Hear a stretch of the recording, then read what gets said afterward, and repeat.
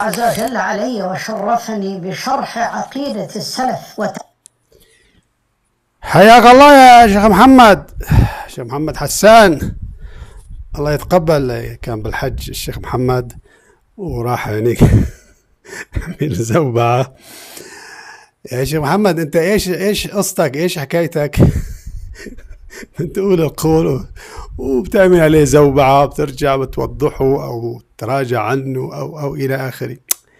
يعني انا ما مشان شيء، بس مشان انه هيك وزنك مجازا يعني طبعا انه قدام اتباعك هيك يعني اول مرة انت لما قلت الاشاعرة من اهل السنة قامت عليك الوهابية قياما مجازيا طبعا، وبعدين رحت تراجعت قلت لا انا اقصد اهل السنة يعني الذين هم اول او تأويلين، انه اهل السنة اذا كانوا يتبعون الاشعري في الابانة لانه ابن تيمية قال الإبانة هذه السنية. على فكرة ابن تيمية يقول الإبانة فيها كلابية، هذه أو ألفها على الطريقة الكلابية الأشعري، وهذه عملنا على حلقات. التأويل الثاني للشيخ محمد لما تراجع عن تعليقاته أو عن تصريحاته أمام النيابة العامة في مصر، قال والله أنا قصدت ما قاله ابن تيمية ابن تيمية أن الأشاعرة هم أهل السنة إذا لم يكن غيرهم في البلد، يعني أو هم أهل السنة بمقابل الشيعة. هلا طبعا بعض الوهابية تخرجهم من الملة، مش قضية أهل السنة ولا أهل البدعة، كالشموسي ومن لفة. والشموسي على فكرة هو مش ما عم يجيب شيء من عنده، هو عمل كتاب هذا تكفير الأشاعرة، وجاب أقوال الوهابي وجاب أقوال الهروي الحلولي هذا وإلى آخره. طيب فالمرة الماضية طيب أنا كما قلت لأخينا الشيخ عبد القادر على الخاص إنه يعني المرة الماضية والله ممكن يقال إنه فيه شبهة إكراه، إنه أمام نيابة عامة وكذا وإلى آخره. طيب مع إنه هن عم بيسألوك ما في إكراه ولا شيء. طيب لكن الآن أنت في عقر دار عند الوهابية، في طبعا بلاد الحجاز ليست الوهابية طبعا، لكن يعني الآن باعتبار أنهم هناك يعني هم هناك حاكمون الآن. طيب ليش يعني قلت أول شيء تصريحات ورجعت هلأ عم تتراجع عنها وكذا إلى آخره؟ هات لنشوف إيش بدي أقول هلا. طيب يعني هو أنت بعدين بالمناسبة هيك بتأكد فكرة الإمام الرازي فخر الرازي أن الكلام هذا لا يستفاد منه اليقين إلا إن خلا منه 10 احتمالات أو خلت منه الاحتمالات 10.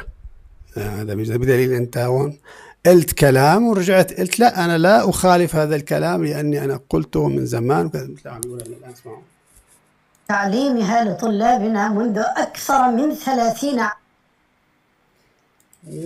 من 30 عام وأنت تدرس هذه العقيدة الوهابية السلفية. يعني هذه العقيدة ليست بالفطرة، يعني لأنه أنتم كنتوا تضحكوا على العوام تقولوا شوف عقيدة الأشاعرة هذه عقيدة هم فرضوها على الناس وهذه تأباها الفطرة وكذا، ونحن لا عقدنا على الفطرة وروح اسأل العوام أين الله بيقولوا لك وكذا، وأنت عم تعلمها هي ولا يتكلم انه عن قضيه الاستواء. اظن انا ما شفته طبعا هذا البرنامج، نحن هذه الحلقه اللي حنسجلها من ضمن الاسبوع الوهابي في كيس. بعدين طبعا احد الاخوه اقترح انه نسميه الوهابيه في كيس. طبعا هذا البرنامج يمتاز بانه انا لا احضر هذه، الان انا نزلت هذه. بعض الاخوه كمان من اصحابنا انتقدنا اللي روح حضر، شو ما تحضر وشو وكرنا، ليش عم تستهزئ انت او عم تستقل بمتابعيك؟ والله بده اللي هذا راح نحط عليه احنا هاشتاج هذه انه هذه الاسبوع في كيس او الوهابيه في كيس. والله ما بدك لا لا لا لا, لا تتابعها، كل شيء مكتوب عليه الوهابيه في كيس لا تتابعه، لانه هذا بدون تحضير هيك على السريقه على الفطره يا اخي. الوهابي بيحبوا الشيء على الفطره هيك بدون تحضير سابق وبدون شيء. ولا زلت وسأظل بإذن الله جل وعلا إلى أن ألقاه. يعني أنت يا شيخ محمد حسان بدك تبقى، قلت أنت هناك في في الحج قلت في المرة الأخيرة قلت أنه لا تحيز ولا تجسم، أنت ما زلت على هذا، لأنه هذا أصلا نفي مجمل، وهذه عبارات مبتدعة مخترعة، هذه قضية الحيز والجسم، وأنه هذه نفيا وإثباتا بدعة من بدع أهل الكلام كما قال ابن تيمية. وتم لسعك ثابت على هذا؟ إذا لسعك ثابت، إذا ما لك ثابت، إذا غيرت كلامك يعني احترنا معك أنت. تفضل. أسأله سبحانه أن يثبتنا وإياكم على الحق. والله أنا سألت لك الثبات في حلقتي الأولى لما قلت مرحبا بك إلى إيش مذهب السلف ومذهب أهل السنة ومذهب الأشاعرة، والآن قلت له نسأل الله له الثبات يعني. طيب. أحد، الله الصمد، لم يلد.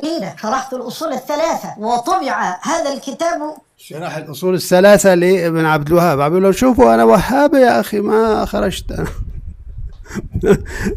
الشموسي بيطلع بيقول يا أخي لما أخونا الشيخ جمال دعا إلى المناظرة وقال له أنا بناظرك، أنت بتأخذ بأقوال أئمتك الوهابي وابن تيمية وابن عبد الوهاب. قال له الشموسي لا لا لا، أنا ما بتبع لا ابن عبد الوهاب ولا ابن تيمية ولا حتى أحمد. قال أنا أحمد طبعا تبرأ من أحمد بالمناظرة مع الرافضي. المناظرة الأولى تبرأ من الصحابة أصلا أو من فهم الصحابة حتى يكون هذه بشهادة محمد سمير يعني. لا بالمناظرة الثانية ستبرأ من آيات من القرآن، وكان الله بكل شيء محيطا. قال لا هذه مش موجودة في القرآن. فأنت شوف يعني هو بيقول لك احنا منين جبتوا هاي الوهابي؟ ليش عم تتهمون احنا وهابيين؟ احنا ما لنا وهابي يا اخي. انت عم بتقول انا بشرح كتب، والشموسي اصلا على قناته بيحط الكتب التي تنصح بها كتب ابن عبد الوهاب وكتب الألباني وكتب ابن باز وكتب ابن عثيمين. وايش بتدرس انت؟ كتاب التوحيد لابن عبد الوهاب. اذا كتبك وهابي وكتب اللي تنصح والمشايخ تنصح فيهم اللي عم تنصح فيهم وهابي، ايه شلونك انت مالك وهابي؟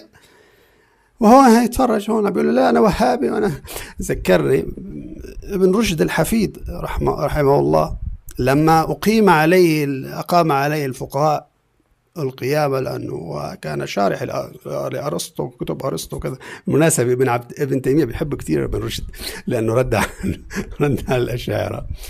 فقاموا عليه فألف كتابا يعني اللي هو كتاب بداية المجتهد، حسب يعني ما قال لي بعض مشايخنا الله يحفظهم. قال هذا الكتاب بداية المجتهد ألفه الفقهاء يقول لهم أنا ما زلت على الملة، وأنا أؤلف لكم هذا الكتاب وسأبين لكم خلاف الفقهاء وأدلتهم وإلى آخره. قديش أخذنا احنا؟ من 10 دقائق. طيب نأخذ بشرحي في مقلق واللاحق في مسألة الاستواء في خطبة عرفة الطويلة في هذا العام، وأنا أتكلم عن قول رسول الله صلى الله عليه وسلم: الله جسم وجثة على صورة الإنسان له جوارح وأعضاء، بل لقد سألني بعض إخواني. طيب هذا الوهابي تقول به أخذا بظاهر حديث إن الله خلق آدم على صورته. قالوا على صورته يعني على صورة آدم، واحتجوا بالحديث الآخر إن الله خلق آدم على صورة الرحمن وعلى صورته. وطلع عثمان خميس قال على صورته يعني له يد، الإنسان له يد والله له يد، الله له رجل والإنسان له رجل. هذا قالوه يعني. حتى الألباني ومن قبل ابن خزيمة ومن قبل ابن مندى لما قالوا لا إن الله خلق آدم على صورته يعني على صورة المضروب، شتموا هؤلاء الثلاثة من الوهابي والسلفي حتى من ابن تيمية، وقال هؤلاء يتأثروا بالجهمية، وكل الوثائق موجودة وأنا شرحت كثير. ليش؟ قال لا الله خلق آدم على صورته، على صورة الله. وهذا لما طلع ايش اسمه هذا الراجحي قال على صورة آدم على هيئته وشكله، الصورة الهيئة والشكل، هذا على شكل. طيب أكمل الحديث طوله 60 ذراعا، فهل لا طوله 60 ذراعا؟ آدم كان طوله 60 ذراعا. هذا الذي جعل الشيخ الألباني يقول لا هذا ليس هذا المقصود. فقاموا عليه اللجنة الدائمة وقام عليه هذا التويجري وألف كتاب جواب أهل الإيمان في إثبات أن الله على صورة أن الرحمن على صورة أن آدم على صورة الرحمن، وقرزته اللجنة الدائمة وأنت عم تجعل هذا من رأي المقاتلية؟ لا ده رأي الوهابية أيضا، بس إنه لا، إن الوهاب ما بيقولوا هو يعني وعلى صورة آدم نعم، لكن ما بيقولوا هو لحم وعظم. هذه طبعا هذا النفي بدعة، هذا إنه ما ورد. أنت تقول النفي لا ننفي إلا ما نفاه الله عن نفسه، كما لا نثبت إلا ما نثبت الله عن نفسه. فما ورد النفي. بل ظاهر حديث إن الله خلق آدم على صورة، لا هو على صورة العظم واللحم، لأنه هذا بتأخذ بالعموم، عموم الحديث كما هو. والعياذ بالله. أشهد أن لا إله إلا الله أشهد أن رسول الله.